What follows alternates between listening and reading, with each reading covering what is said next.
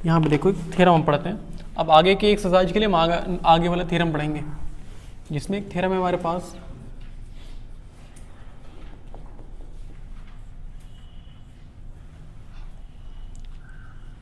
Angle, पहले लिख लेते हैं फिर समझाते हैं। Angle subtended,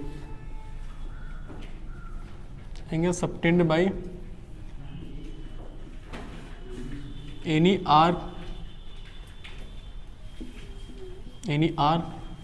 at the center is double to angle subtended by it at the remaining part of the circle, remaining part of the circle। ये चीज है। क्वेश्चन का क्या कह जा रहा है कि angle subtended by any arc, angle subtended by any arc at the centre is double two the angle subtended by it, मतलब वही कार्ड है, उसी कार्ड से अगर सेंटर पर एंगल बनाया जा रहा है तो डबल होगा। किससे? उसी कार्ड से, जबकि एंगल कहां बनाया जाए? Remaining part of the circle. एक ही आर्क से, चाहे एक ही आर्क बोलो चाहे एक ही कॉर्ड बोलो, क्यों? क्योंकि आर्क से ही क्या बनता है? कॉर्ड बनता है ना। तो चाहे तुम यहां angle subtended by any arc लिखो या फिर क्या लिख लो, या फिर कॉर्ड लिख सकते हो, ठीक है ना, दोनों चीजें सेम है। चाहे आर्क लिखो या फिर क्या लिखो, कॉर्ड लिखो, दोनों चीजें सेम है। तो देखो इसको हम फिगर में चेंज करते हैं। इसका मतलब हमारे पास एक सर्कल है,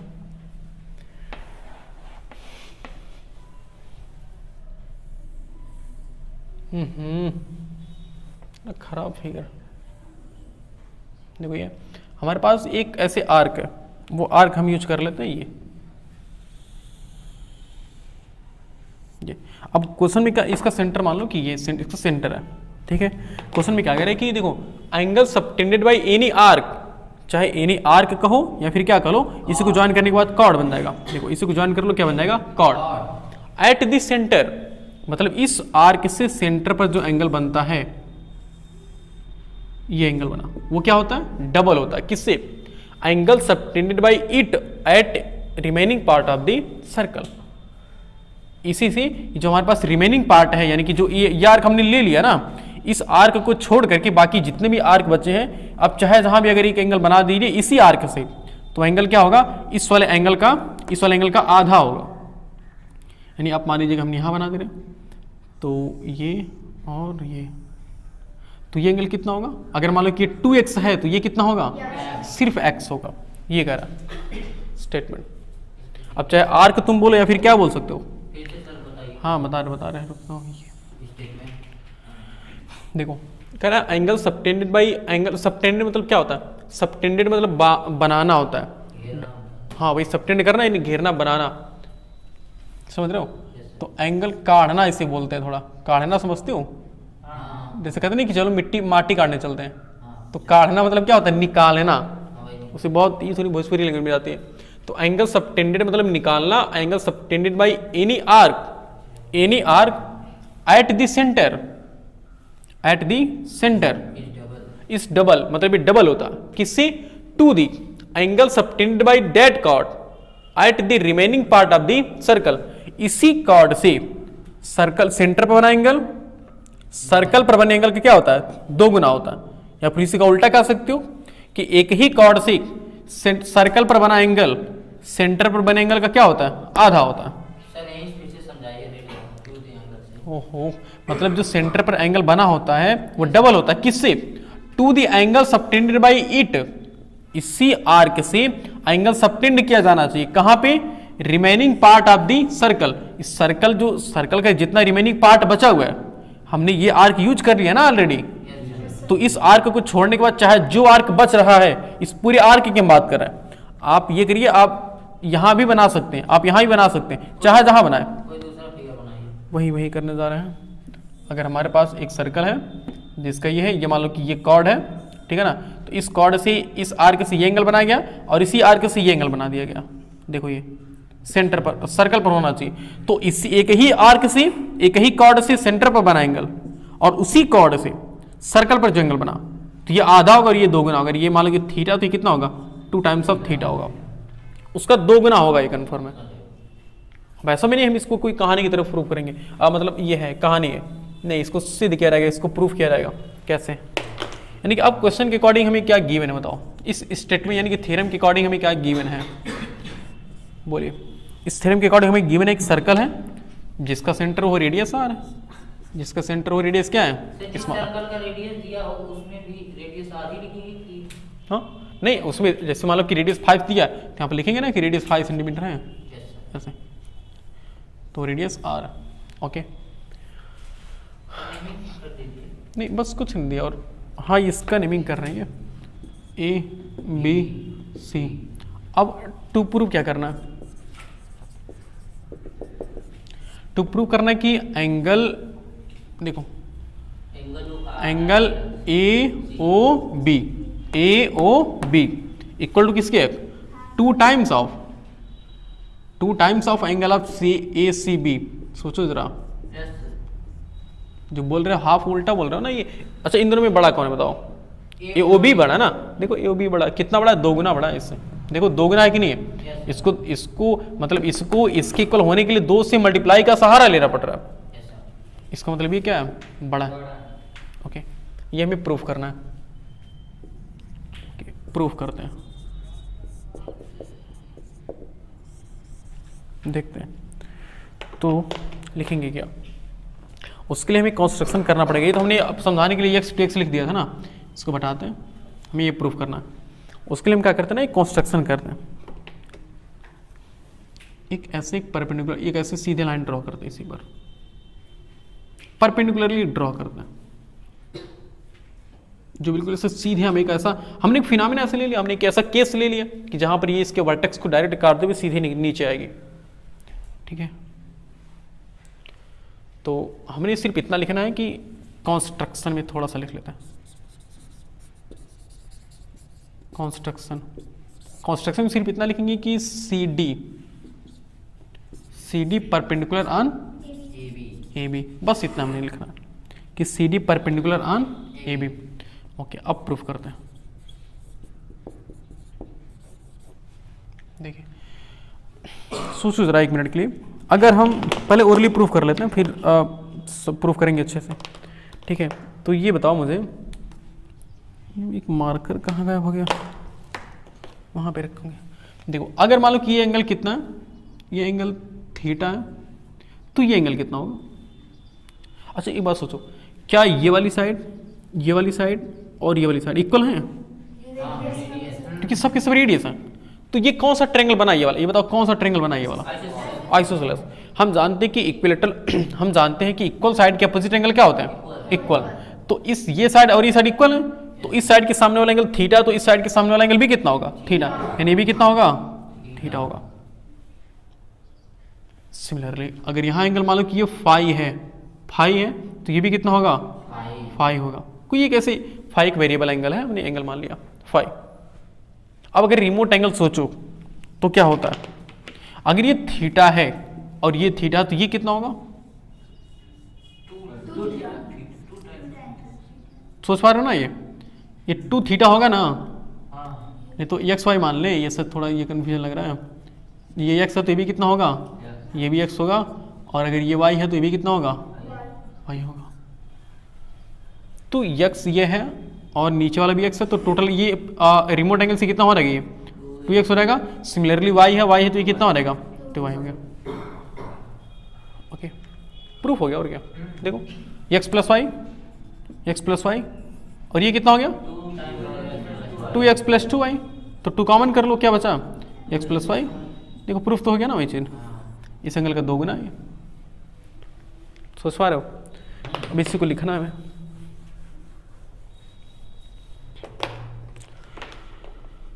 देखो तो हमने प्रूफ में क्या लिखेंगे, हम लिखेंगे such that OC equal to OA equal to OB। बोलो सही है, ओ ए ओ सी ओ बी सब इक्वल क्यों है? हाँ, रेडियाई ऑफ दी सर्कल, ये सभी सर्कल की क्या है? रेडियस है। तो इन ट्रायंगल ओ ए सी में ओ A C, in triangle O A सी, तो बताओ ओ सी किसकी इक्वल है? ओ सी इक्वल है ओ ए के ना, ओ सी इक्वल है ओ ए के। ओके, जब ओ सी इक्वल है ओ ए के तो हम जानते हैं कि इक्वल साइड के अपोजिट एंगल क्या होते हैं? इक्वल, सच दैट इक्वल, अच्छा ये उल्टा लिखने को, equal angle opposite side, equal side opposite angle, हाँ सही, equal side, equal sides opposite angle are also equal. So OC के सामने वाला एंगल क्या है? ओसी के सामने वाला एंगल देखो क्या, ये वाला है ना, नाम क्या होगा? O A C, angle O A C equal to, और ओ ए के सामने वाला एंगल क्या है? ओ सी ए या फिर ए C O, angle A C ओ। और इन दोनों को लेट कर लेते हैं हम, लेट, जैसे यहाँ लेट किया गया ना, तो let angle O A C equal to angle A C O, दोनों किसके इक्वल हमने लेट कर लेते हैं? हमने दोनों एक्स के इक्वल लेट कर लेते हैं। ओके, अब इस देखो, so now by exterior angle property, by exterior angle property, exterior angle property से हम कह सकते हैं कि A O D, angle A O D किसके इक्वल होगा? एक्स प्लस एक्स के, डायरेक्टली लिख सकते हैं ना, तो एंगल ए ओ डी किसके इक्वल आ गया? 2 टाइम्स ऑफ एक्स। अब जितना ये काम किया सिमिलरली ही काम किसके लिए करेंगे? इधर वाले के लिए करेंगे ना, तो सिमिलरली कर रही है ना, सिमिलरली बोलो, similarly angle B O D, similarly angle B O D equal to क्या होगा? देखो B O D equal to 2y होगा ना, मतलब y प्लस वाई होगा, देखो y प्लस वाई होगा, और एंगल बी ओ डी कितना हो गया? 2 टाइम्स ऑफ y हो गया। सोच पा रही है? एंगल बी ओ डी कितना हो गया? 2 टाइम्स ऑफ y हो गया। ओके, देखो such that A O B, हमें यही तो प्रूफ करना, देखो एंगल ए ओ बी देखो कितना है, ए ओ बी इक्वल टू, इस ए ओ बी को हम क्या लिख सकते हैं? इस ए ओ बी को हम क्या लिख सकते हैं? A O D plus B O D, angle A O D plus angle B O D, हमने ये लिख लिया। उसके बाद अब सबकी वैल्यू पुट करते हैं। ए ओ बी को कुछ लिखना नहीं, इसको ऐसे छोड़े रखो, ठीक है? एंगल ए ओ बी को ऐसे छोड़े रखो, equal to A O D हमने कितना निकाला है? 2x, और बी ओ डी कितना निकाला है? 2y, तो क्या हम यहाँ 2x प्लस 2y लिख सकते हैं? बिल्कुल। अब यहाँ 2 कॉमन कर लो,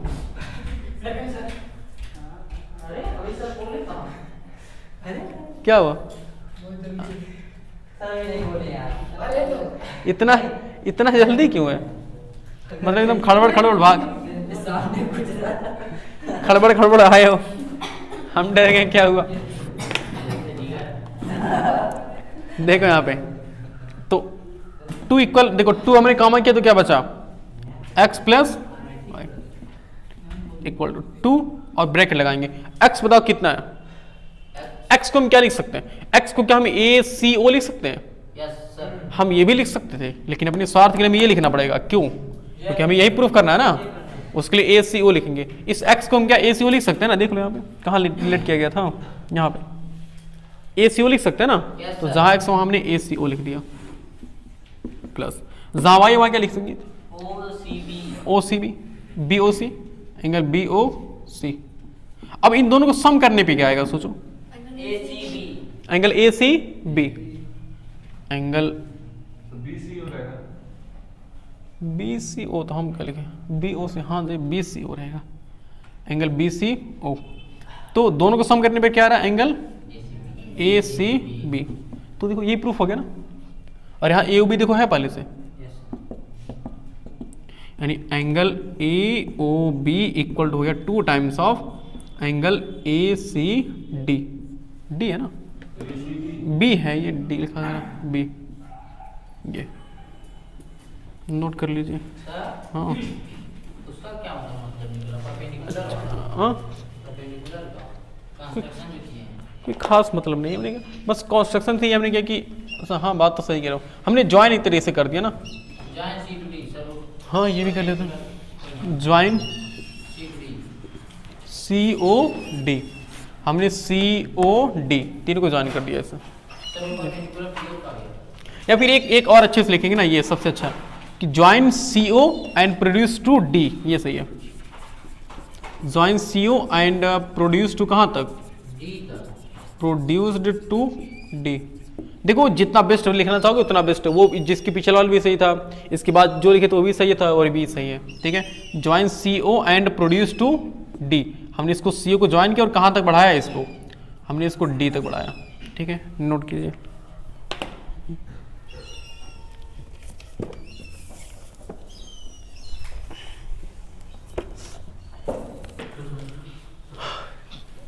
एक थ्योरम देखो, एक थ्योरम नंबर दूसरा होगा ना ये।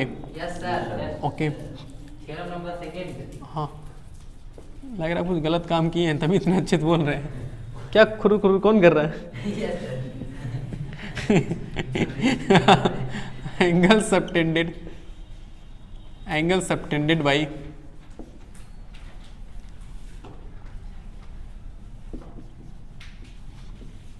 Common chord. देखो कॉर्ड कहें चाहे आर्क कहें बात सेम है ना। Yes sir. कॉमन कॉर्ड या arc at the circle,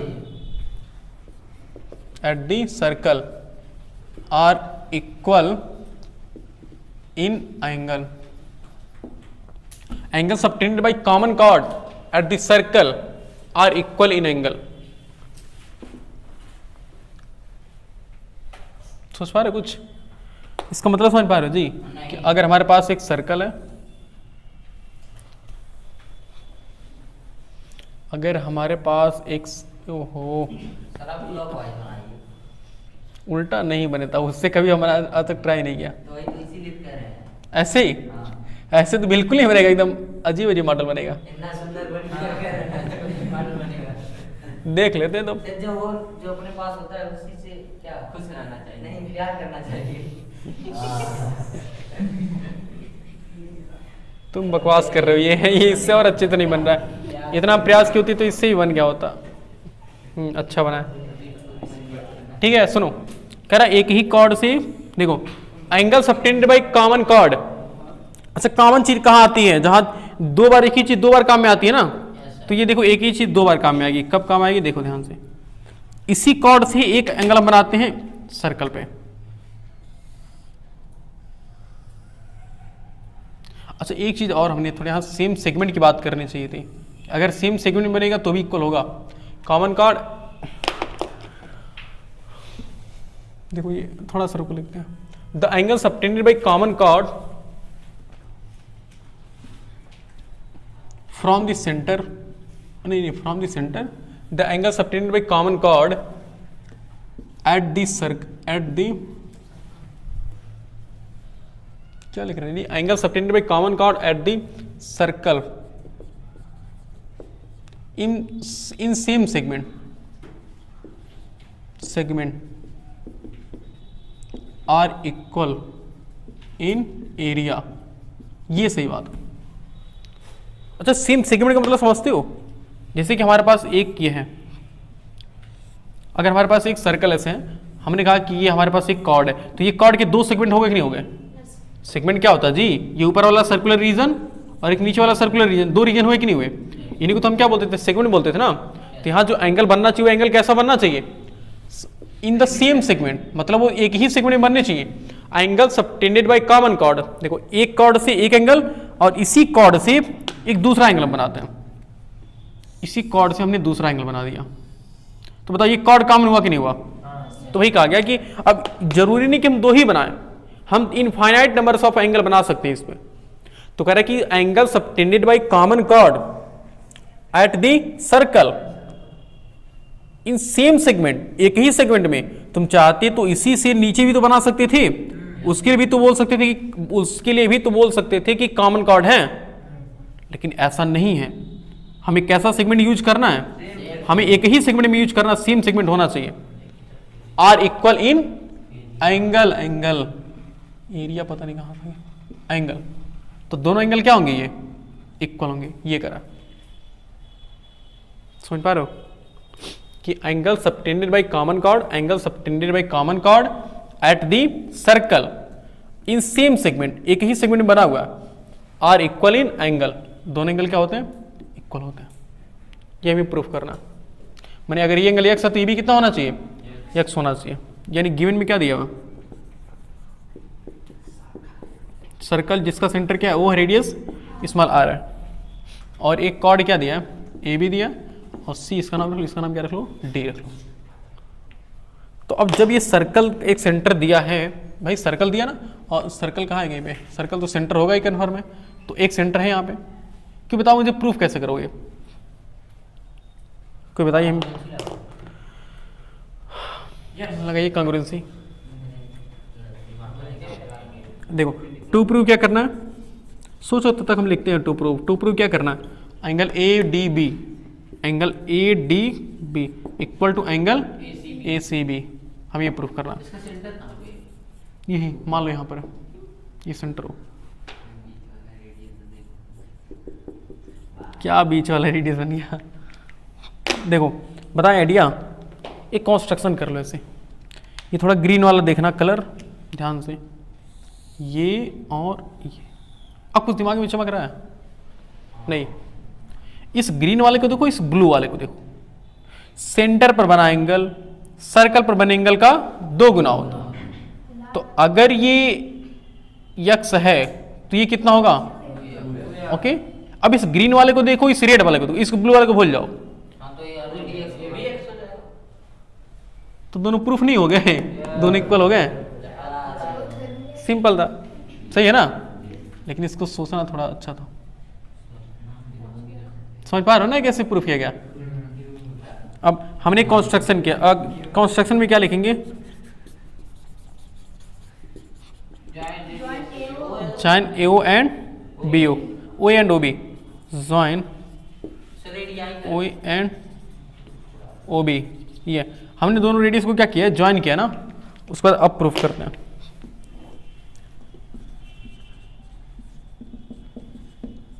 okay, लिखेंगे सच दैट, अभी हमने पढ़ा है कि such that angle subtended bye angle, angle subtended bye, वो स्टेटमेंट पूरा लिखना पड़ेगा, angle subtended by any arc at the center is double to the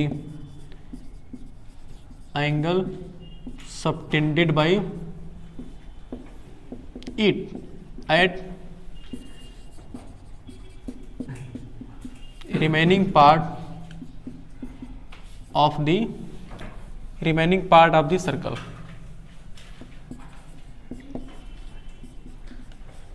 ये सोच पा रहे हो जी, अरे बोलो है ना, समझ पा रहे हो कि angle subtended by any arc, angle subtended by any arc at the centre is double two the angle subtended by it at remaining part of the circle. तो दोनों चीज बना हुआ ना, सो हम कह सकते हैं डायरेक्टली कि angle A O B equal to किसके होगा, A O B equal to क्या होगा, 2 times of angle A D B, A D B, and इसको इक्वेशन फर्स्ट मान लो, एंड सिमिलरली ही केस इस वाले के लिए भी होगा ना, यानी कि हम लिख सकते हैं कि angle A O B equal to 2 times of इस पर क्या होगा, बी सी ए होगा ना, बोलो इसी कार्ड से तो चारों देखो, तीनों एंगल, ये वाला एंगल, ये वाला एंगल और ये वाला एंगल, तीनों एक ही कार्ड से बने हैं ना, तो 2 टाइम्स ऑफ बी सी ए, सोच पा रहे हो, ये क्वेश्चन नंबर क्या मान लो, सेकंड मान लो। By first and second, by first and second हम कह सकते हैं कि दोनों के LHS इक्वल हैं, तो दोनों के RHS भी क्या होंगे, इक्वल होंगे। So 2 times of angle EDB equal to 2 times of angle BCA। 2 से 2 क्या हुआ, कैंसिल हुआ, यानी कि ADB किसकी इक्वल आ गया, angle ADB equal to 2 time ADB किसकी इक्वल आ गया, BCA इसके इक्वल आ गया। नोट कीजिए।